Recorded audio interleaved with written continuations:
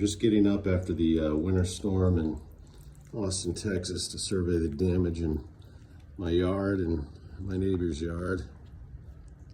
What a disaster area.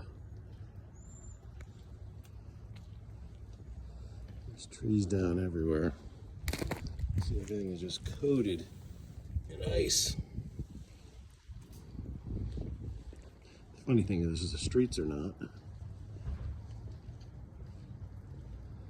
I'm definitely going to be losing some trees here, unfortunately. And so are many of the neighbors here. Oh wow.